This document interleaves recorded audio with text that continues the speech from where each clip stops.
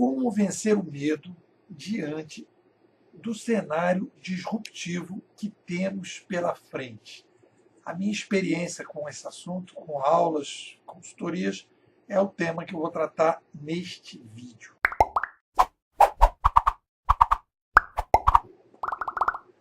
De maneira geral, as pessoas têm criam uma falsa dicotomia entre razão e emoção, como se fossem duas coisas separadas.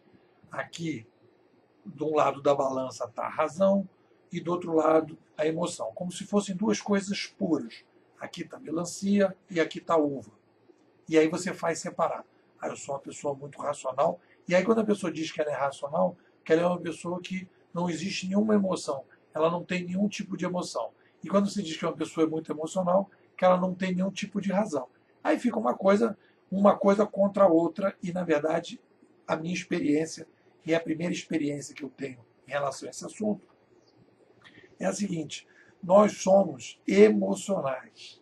A espécie é uma espécie emocional que tem a capacidade reflexiva sobre as emoções. Olha só a diferença. Nós refletimos sobre as emoções e nós trabalhamos em cima das emoções. E são as emoções, as coisas que a gente recebe, os nossos legados, a forma de pensar, a forma de agir, tudo isso estrutura quem somos. Então a gente meio que automatiza um pouco isso tudo e a gente acredita que a nossa identidade, o que a gente acredita que nós somos, como a gente pensamos, como a gente pensa, foi criado por nós. Não. A gente tem um conjunto de emoções da família, da escola, etc. Meio que a gente foi assim embolsado dentro de um determinado ambiente, de uma determinada cultura, e nós, com a nossa maneira de pensar e ser, etc., a gente se adaptou de alguma forma, mas sempre numa relação um relacionamento entre o que te passaram, o que você é, e você tem todas essas emoções. Então, quando a gente está falando de ambiente disruptivo, a gente está falando de mudança, a gente está falando dessas coisas todas, o que a gente precisa? A gente precisa criar um olhar, uma perspectiva, uma percepção sobre as emoções. A gente tem que tentar conseguir olhar as emoções de fora.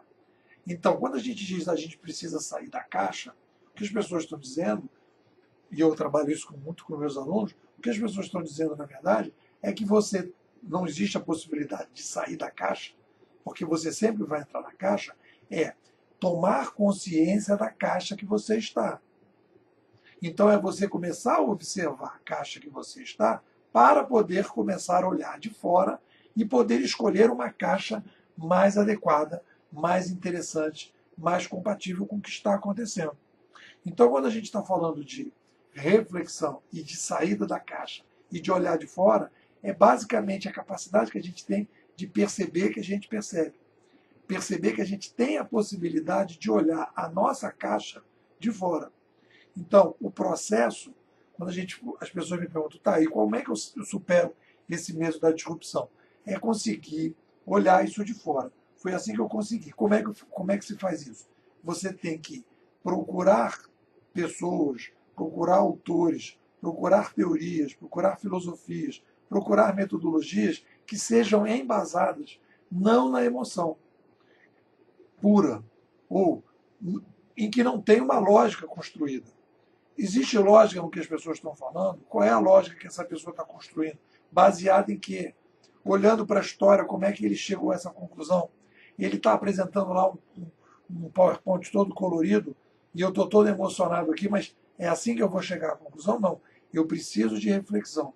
Então eu preciso de análises mais reflexivas do que está acontecendo, que cenário é esse disruptivo, por que as mudanças estão acontecendo, para onde as coisas estão indo.